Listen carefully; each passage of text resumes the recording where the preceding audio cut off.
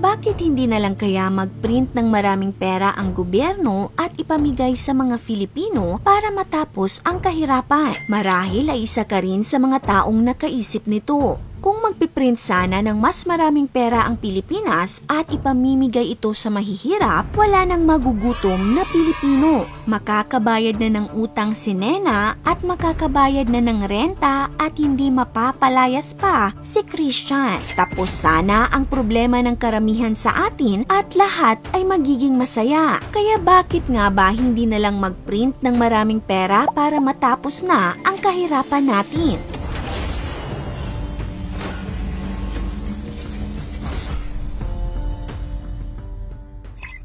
Kahit ilang presidente na ang nagdaan, hindi pa rin nasusolusyonan at mistulang walang katapusan ang ating kahirapan.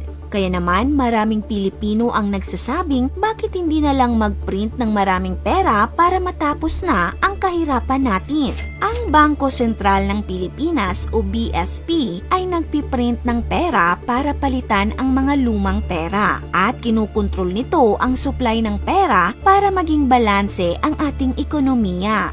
May mga pagkakataon din naman na maaaring ikonsidera ng BSP na mag-print ng adisyonal na pera na ipapaikot sa bansa. Ngunit ito ay ginagawa lamang sa tuwing nagkakaroon ng recession o ang labis na pagbaba ng ekonomiya ng bansa. Ginagawa din ito sa isang economic situation na kailangan nilang i-manage ang inflation ng bansa. Ngunit hindi sila basta-basta na lamang magpiprint ng dagdag na pera para ipamigay lamang sa mga tao. Ang dahilan kung bakit hindi ito ginagawa ng BSP ay dahil sa tinatawag nilang inflation. Disclaimer po lamang, hindi po kami mga economic experts at maaaring marami pang ibang dahilan bukod sa inflation. Ngunit base sa aming pananaliksik, ang inflation ang pangunahing dahilan. Ang inflation ay isang sukatan ng patuloy na pagtaas ng presyo ng mga bilihin o serbisyo sa ekonomiya. Pero bakit nga ba tumataas ang presyo ng mga bilihin? Tumataas ang presyo ng isang produkto dahil sa pagtaas ng mga gastusin sa produksyon nito. Maaaring tumaas ang presyo ng mga raw materials o ingredients na ginagamit. Halimbawa, kung tataas ang presyo ng harina, tataas rin ang halaga ng mga tinapay sa bakery. Ang pagtaas ng presyo ng isang produkto ay nakakaapekto din sa ibang serbisyo o produkto. Halimbawa, sa pagtaas ng presyo ng gasolina, tataas rin ang pamasahe. Kung tataas ang kuryente, tataas rin ang renta ng mga nangungupahan. Dahil sa pagtataas ng mga presyo, lumiliit ang halaga o buying power ng ating pera sa pagdaan ng panahon at yan ang inflation. Inflation ang dahilan kung bakit ang paborito mong taho noon na 5 piso lamang, ngayon ay 10 piso na. Ngunit ano naman ang koneksyon nito sa pagpiprint ng mas maraming pera? Ganito yan, halimbawa ikaw ay isang business owner ng maliit na bigasan sa palengke, tapos namigay ng 10 milyon ang Bangko Sentral sa bawat Pilipino. Dahil dito, dadagsa ang customer mo dahil halos lahat ng tao ay may pangbili na. Sa dami ng customer, mauubos agad ang stocks ng mga tindahan. Kaya naman, halos lahat ay magtataas na ng presyo ng kani-kanilang tinda. Tutal, marami namang perang pambili ang mga tao. Sa madaling salita, sa pagtaas ng supply ng pera ay siya ring pagtaas ng mga presyo ng mga bilihin na magre-resulta sa mas mataas pa na inflation. Ang pagpiprint ng maraming pera bilang solusyon sa kahirapan ay ginawa na dati ng iilang mga bansa gaya ng Germany noong 1920s, Zimbabwe noong 2000s at recently ay ang Venezuela. Noong mag-imprinta ng maraming pera ang Zimbabwe, imbes na yumaman ang mga mamamayan at gumanda ang buhay, ay mas lalo pa silang nalugmok sa kahirapan. Sa pagdagsa ng maraming supply ng pera galing sa gobyerno ay mabilis din ang pagtaas ng presyo ng mga bilihin. Dahil dito, dumaan sila sa krisis na tinawag na hyperinflation, kung saan ang mga bilihin ay mabilis na tumataas sa maikling panahon lamang. Habang patuloy ang pag-imprenta ng pera ng kanilang gobyerno, ay napakabilis din ng pagtaas ng mga bilihin hanggang dumating ang araw na sobrang liit na ng halaga ng kanilang pera. Noong 2015, ang 100 trillion Zimbabwe dollar ay nagkakahalaga lamang ng 40 centimos US dollar. Sakto lang daw ito pangbili ng tsokolate doon sa Zimbabwe.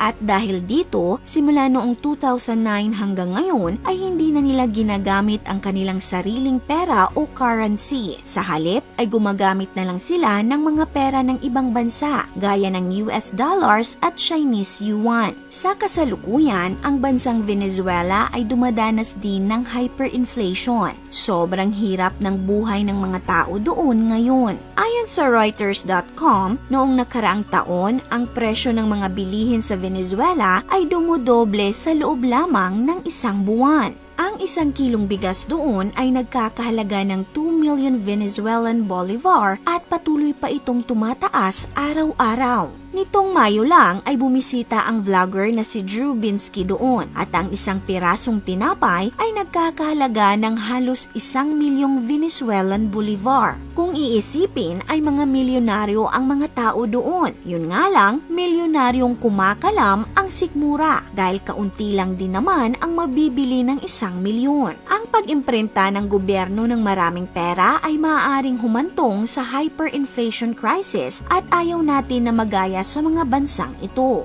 Bago tayo magpatuloy, nagustuhan niyo po ba ang video natin ngayon? Kung oo, ay mag-comment po kayo ng yes.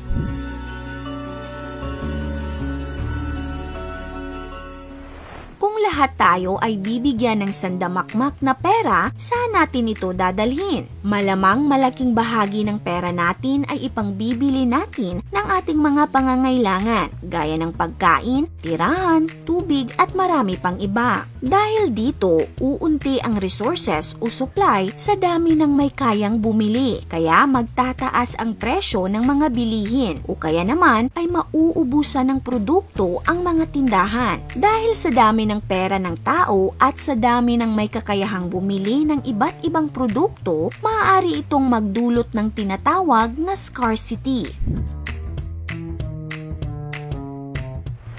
Ang scarcity ay ang kakulangan ng pinagkukunang yaman upang mapunan ang pangangailangan at kagustuhan ng mga tao. Halimbawa, karamihan sa mga Pilipino ay kumakain araw-araw ng kanin. Kung lahat tayo ay bibili ng sako-sakong bigas dahil ang lahat ay may maraming pera, maaari itong maubos dahil ang supply ng bigas ay hindi naman unlimited. Yan ang isa sa pwedeng mangyari kung magpiprint ng sandamakmak na pera ang BSP at ipamimigay sa mga tao. Maaring maubos ang ating mga resources at tanging pera na lang ang matitira sa atin. Aanhin mo pa ang pera kung wala ka namang mabibili dahil naubos na ang lahat ng ating resources. Kung tataas ang inflation rate at mangyayari ang scarcity sa ating bansa, ang kasunod nito ay ang sobrang pagbaba ng value ng ating pera na siyang magdudulot ng pagbagsak ng ekonomiya kagaya sa nangyari sa Zimbabwe at Venezuela. Kaya naman, imbis na makatulong ay lalo lamang lalala ang ating sitwasyon kung magpiprint ng maraming pera ang Pilipinas. Ikaw, may naisip ka bang solusyon sa kahirapan ng Pilipinas? Maaari ka pong mag-comment sa ibaba. Kung nagustuhan niyo po ang video natin ngayon, paki-click ang like button. At kung bago pa lang po kayo sa aming page, make sure na mag-follow kayo para lagi po kayong updated sa mga bagong videos namin. This is your Ate O from O Republic. Hanggang sa muli and stay awesome!